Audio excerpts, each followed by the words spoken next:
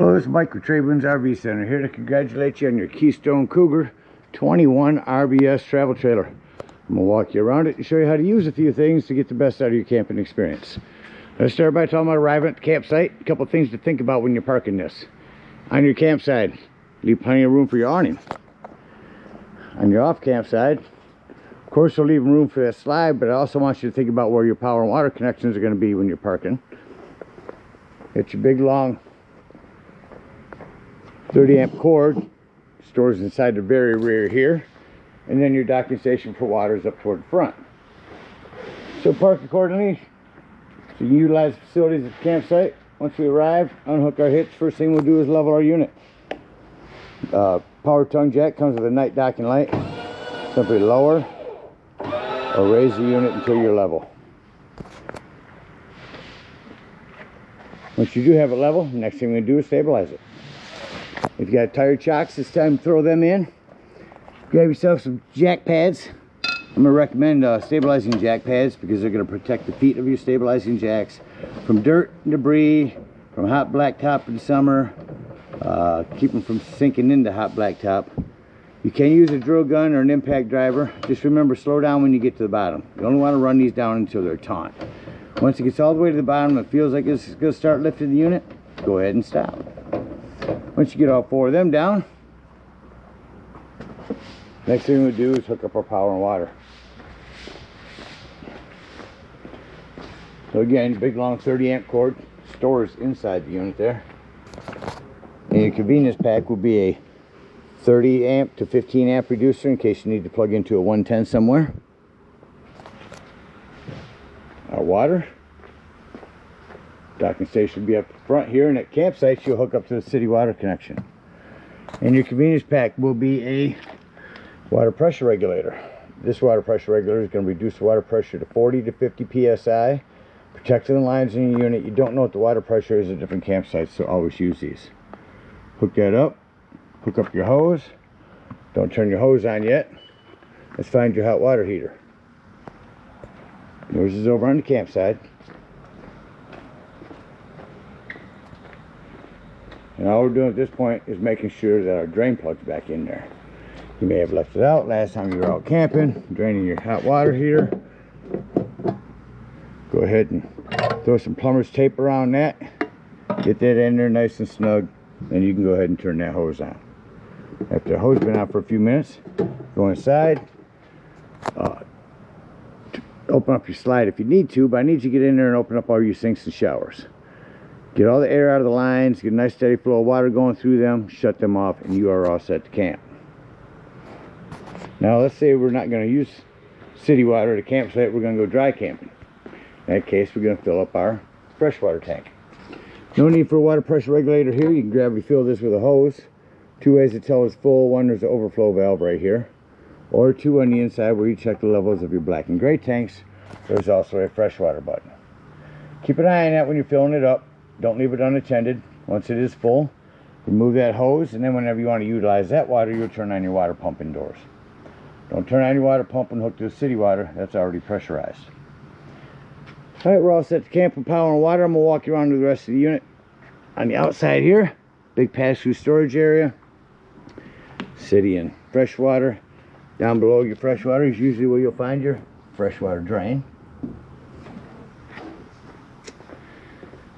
This is a access panel to the back of your fridge and a condensation hose. This is a flue for your furnace. A few things on that. One, make sure it's never blocked.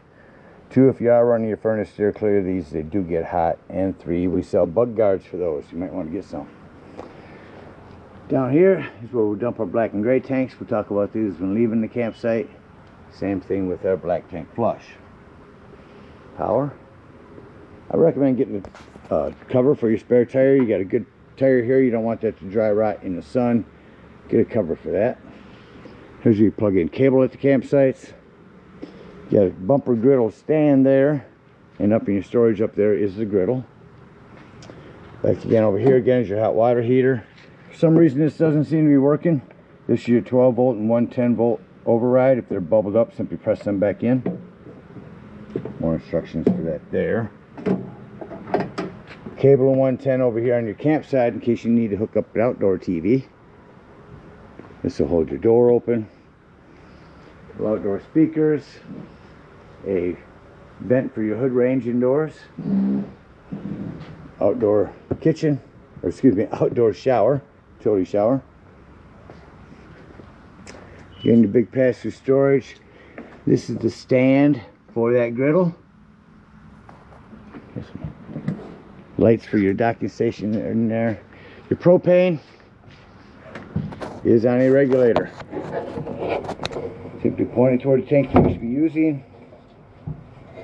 Lefty-loosey to open. Green means you've got gas. You may have to go back and forth. There it goes.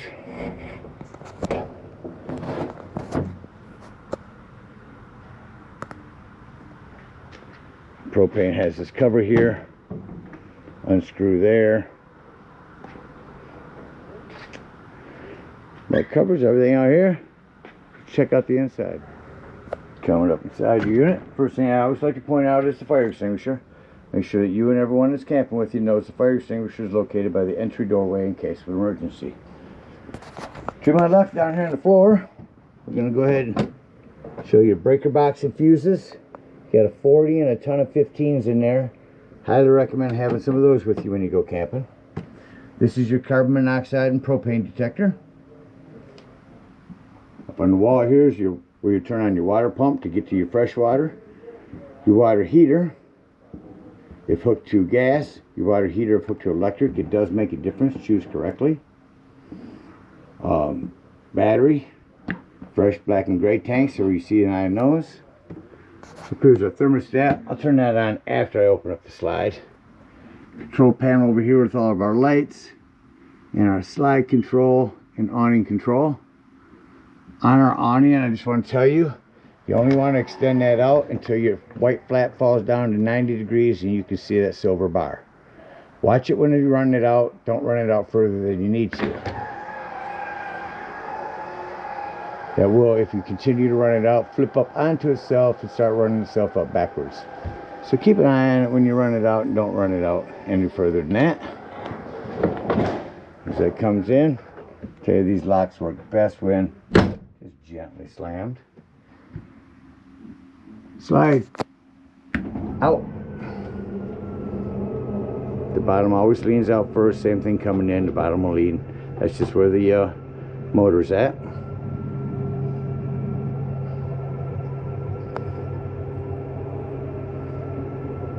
And now that it's out, I can get to that AC there.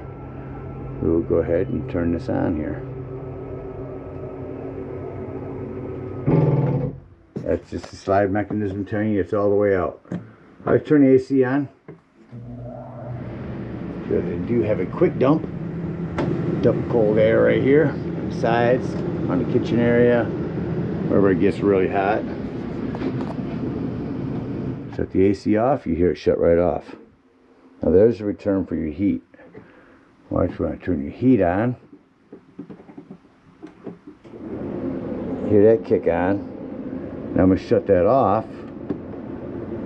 And you will notice that that fan, and all heater fans in these RVs, take about 2-3 minutes to run through before they cycle through and shut off.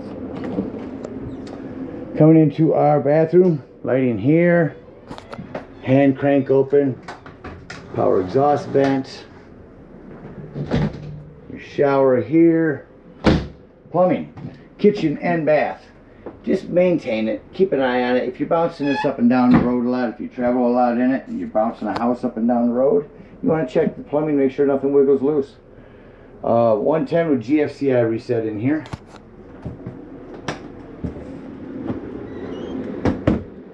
The Dometic fridge is real easy. You turn that on here, push that in for auto. Auto means when you're plugged in, you're running off electricity. When you unplug, you're running off gas. Switch that back to gas. If that light comes on, check your gas.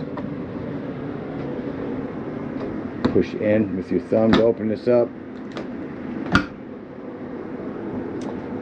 Your table will fold down. Sit onto this wooden lip here. Put your flat cushions on top. Give you another sleeping quarters. Hand crank this 2 to the left to raise your antenna when you get there. Here's one smoke alarm. This one is a carbon monoxide propane detector, an extra one back in here. Emergency exit window. We have storage under our bed.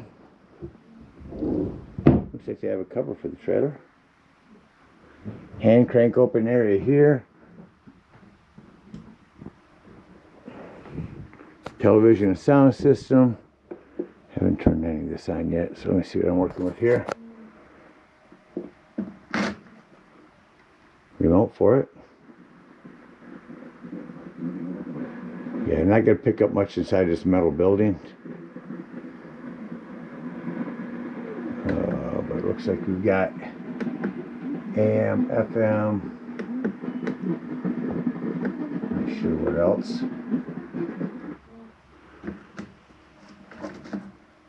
Sound system works. Here's your TV and the remote for that. I did not find a remote, but it does work manually. Oops, I shut it back off. There we go.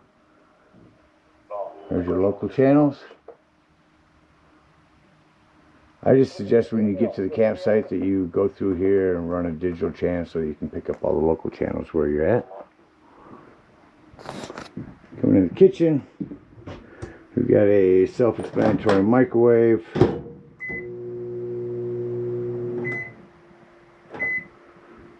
Light and fan. Above your cooktop here, just turn that to light, hit your spark. Now when you get to the campsite, you may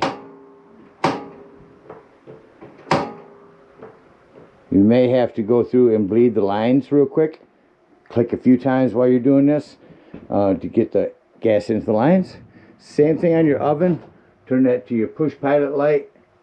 Light your spark over there, and you should be able to see the reflection of your pilot light before turning that to your desired temperature. Well, I think that about covers everything in here. It's like we're leaving the campsite and close the unit up. I like to start by shutting off those lights.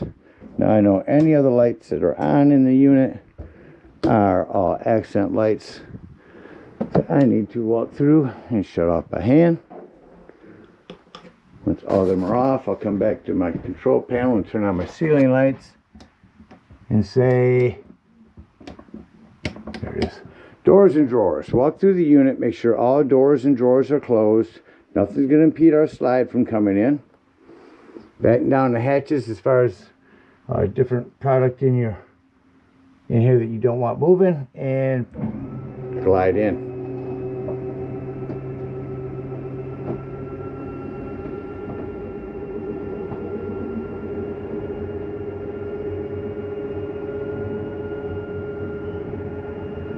Make the same noise coming in as it did going out.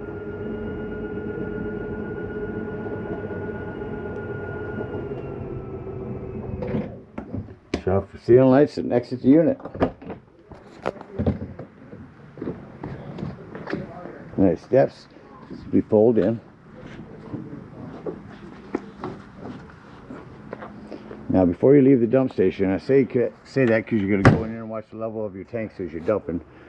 Before you leave the dump station, lock, deadbolt, lift and turn that handle. That's how you want that handle to travel. If we are out dry camping, we're going to bring up our stabilizing jacks. Come over here to our freshwater, get up underneath there and dump our freshwater tank, and head out home or the nearest dump station, whatever we're in need of. If we're at a campsite, we'll unhook our power, our water, our cable, hook up our hitch, and head on up to the dump station. At the dump station parked accordingly, your dump is all the way at the rear of the unit. 10-foot hose comes with your convenience pack. Hook that up and pull your black handle. That's going to be your one on your left. When it sounds like that's no longer draining, go inside, check the level of your black tank. If it shows empty or close to it, come back out here. Leave that black handle open. Grab the hose at the dump station and hook up to this tank flush. Again, emphasizing leaving that handle open. Turn on this tank flush and let that run for a good 5 minutes. Gonna wash all that nastiness out of your black tank. When that's done, close that black hand, or remove this hose. Make sure all that black washout water you put in there has drained. Then close your black handle and pull your gray handle. That's gonna be cleaner water as your sinks and your showers. When that's done, come on over here. Get up underneath here and dump our low point drains. Come on back around here. When that gray is done, close that up. That's cleaner water as your sinks and your showers. That'll help clean your sewage hose out for you. And you can conveniently and sanitarily store it right here in your bumper and head on home. Again, we thank you guys so much for your purchase. Hope you enjoy this Cougar for many years to come. Happy camping.